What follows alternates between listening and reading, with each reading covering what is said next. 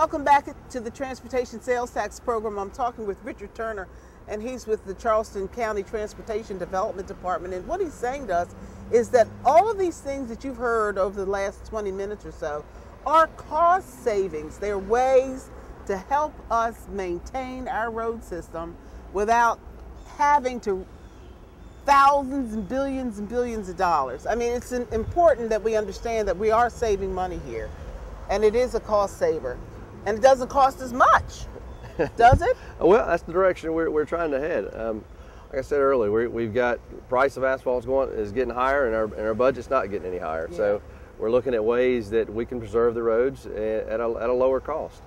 Now, this wasn't done a long time ago, or did we think like this a long time ago? I'm talking 10, 15, 20 years ago. Was this kind of thing thought of, we'll preserve what we have already, or did we just resurface the whole darn thing? Historically, when prices of asphalt was much lower, yeah, we could afford to just resurface a lot. However, that was the old way of thinking of do your worst roads first. Well, if your worst roads are in the worst condition, they cost the absolute most to bring up to good standard. So you end up spending a large amount of money on a very short length of road. The idea of preservation is stretching how many roads you can actually treat in a year with the same amount of money. What is preservation exactly in the way that you're saying it? Preservation, you can think of it's a way of maintaining your road in a good standard without letting it deteriorate till it needs to be rehabilitated or reconstructed, that it's in a very bad state.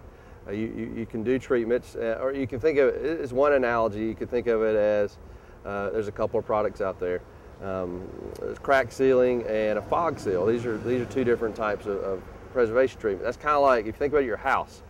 You paint your house and you caulk the cracks in the house. Right. Your siding. So you don't want to wait till that siding is if you got wood siding, you wait till the siding's rotten, it's about to fall off. Well, now you're reconstructing it. That's right. So if you put new paint and new caulk, you preserve that siding, and it costs you less to maintain it. So and it's that's principle. Good, especially for these times when the cost of creating new asphalt is, you're right, it's fairly high. It certainly is.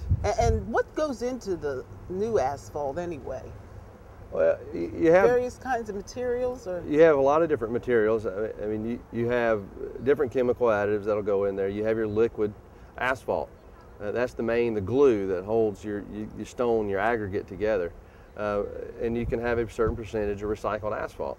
And one way the county, we're working with our local contractors, is to try to develop a different mix design that we can use here on local roads, rural roads, that cost less by using the large amounts of recycled asphalt that we have in the area. Both of our contractors has a large amount, and we'd like to use that. Well, what makes the ride smooth? This is just from a person, this is my own issue. Not in this county, but I've gone to places where the roads just they're bumpy and all this kind. What is in the road that makes it a smooth ride? Well, the smoothness, it really is dependent upon the road. And you have some areas in downtown that have settlement issues where your road will become bumpy over time. The road will settle. You have some roads that have cuts that have been repaired over the years. They have potholes. There's a lot of different things that make it bumpy. Oh. You can have road noise from a road that may be structurally, it may be perfect. It may not have a crack in it, but the surface has gotten very rough, and we have a lot of roads like that. Where do you see this idea of preservation going in the future? If we could just look ahead a little bit. Well, we've completed a couple of pilot projects. Let's say microsurfacing is one type of product, and we're looking at some others, such as a fog seal rejuvenator, that we're actually going to do test strips within the next 2 weeks. We're going to be doing test strips. Would you come back on and talk with us about that? Certainly will. Test strips. And that's supposed to find what? What that is we'll put it on roads that we're hoping to put it on roads that are within 1 to 5 years old. And the idea is it goes in and the old asphalt, the asphalt that was put down originally, it oxidizes. Sun, rain, the weather, the elements, it starts to deteriorate that old asphalt.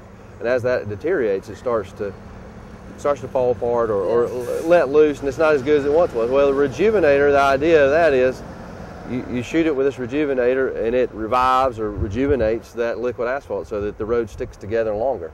Richard, we thank you so much for being a part of our program. This has been extremely interesting for me. I hope it has been for you. I never thought of all these things. A road was just a road, but it's more than that. It's cost, and it's also trying new things, and the best of all is it has to do with technology. We appreciate you and all that the Charleston County Transportation Department is doing, and to make our lives better. And we're going to catch you on that next project that you're going to have too. We're going to invite Richard back, and he can tell us how that works out with the experiment. We're going to see. Well, I hope that you enjoyed the program as much as we've enjoyed bringing it to you. This has been the Charleston County Roadwise program.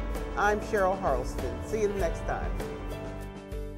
For more information, visit us on tst.charlestoncounty.org. You can also follow us on Facebook and Twitter.